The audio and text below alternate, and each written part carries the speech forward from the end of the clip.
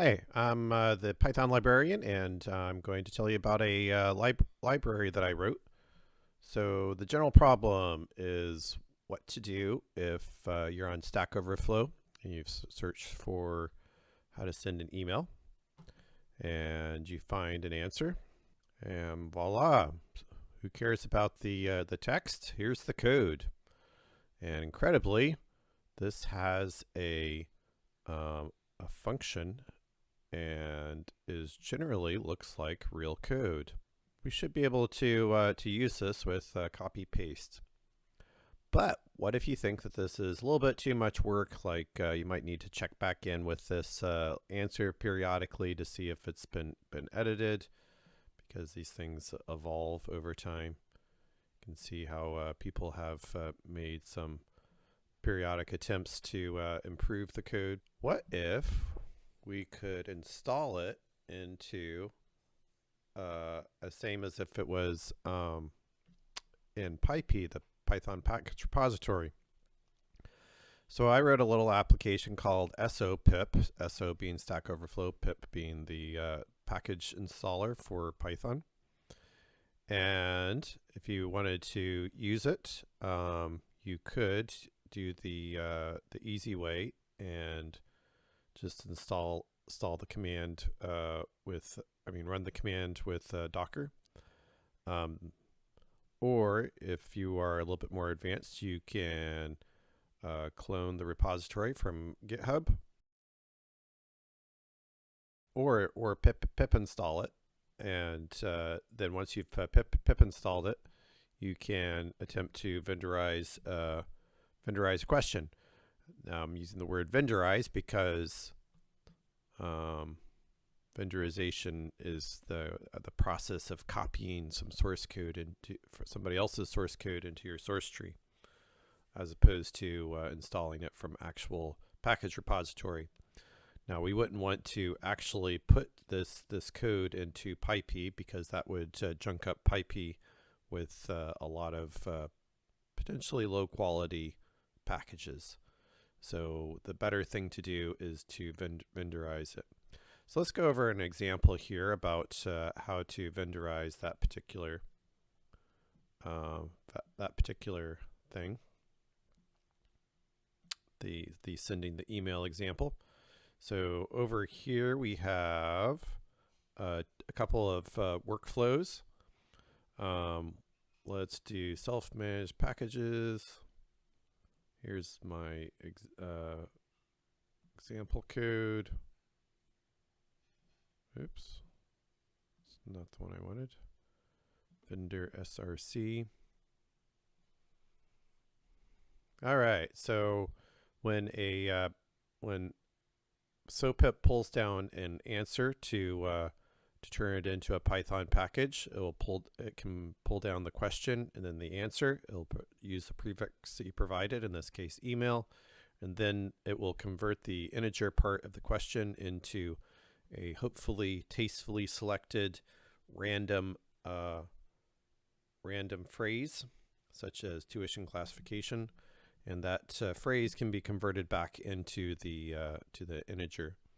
Or you could, if you wanted to, just rename the package to something sensible like send email. If you notice there, the package has a lot of the boilerplate type things that would come with a package, including a changelog, code of conduct, the question text in a variety of formats. Let's drill down into the actual code. It's now in a main.py. It has the appropriate header, and here is that source code. So this came from this answer over here. Now, if absolutely no changes are made to this, then as this answer here is updated, then SOPIP could potentially be used to go get the latest version of that.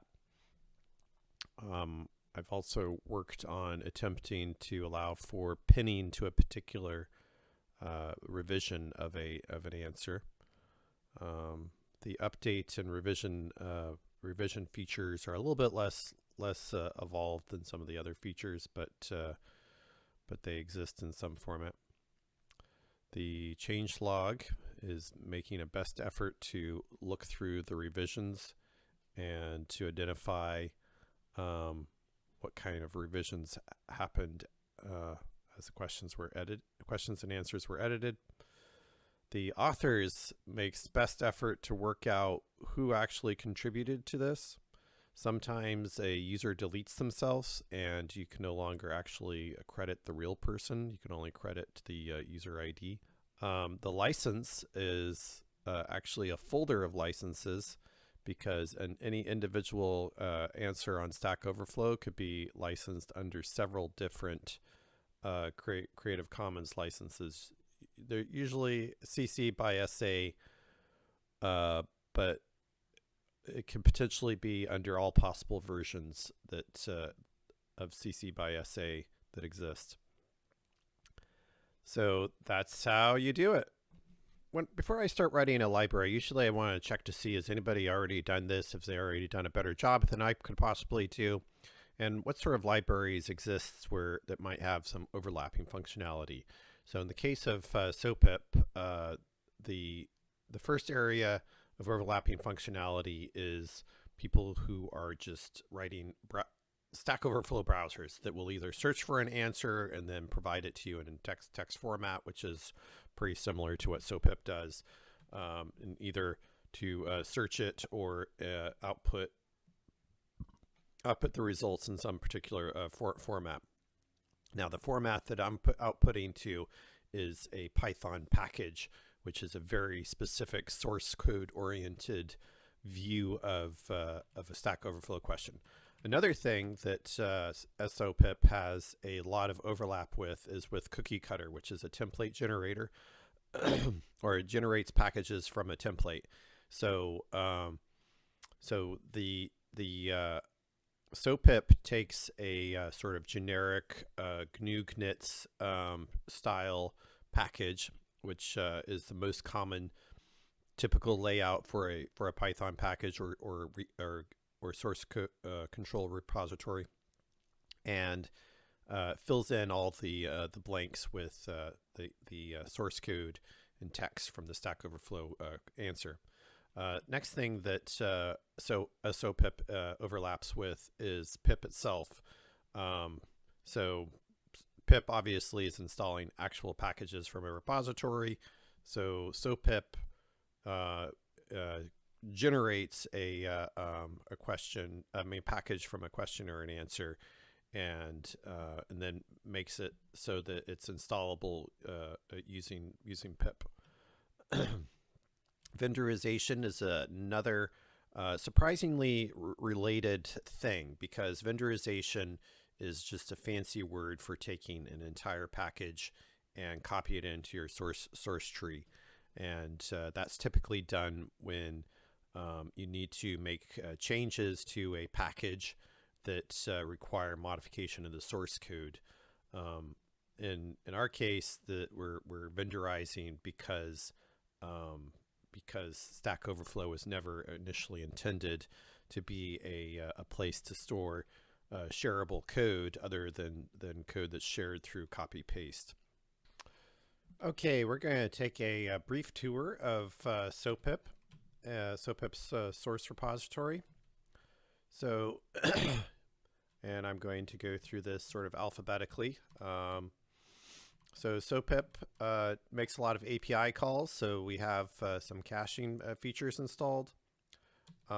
Because I want to eat my own dog food, so to speak, we have some package that was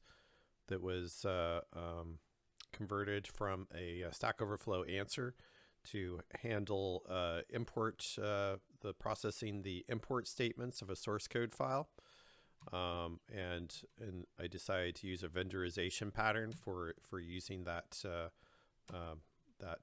code. There's several API clients for calling each API. The Stack Overflow API is the most important API, but there's a couple of other APIs that SoPip calls in order to add features.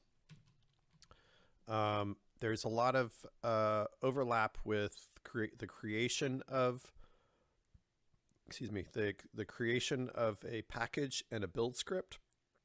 So it was a natural to want to format the source code and upgrade it from Python 2 to 3 and do other manipulations, and that requires calling out to various command line tools, particularly Black and PyUpgrade.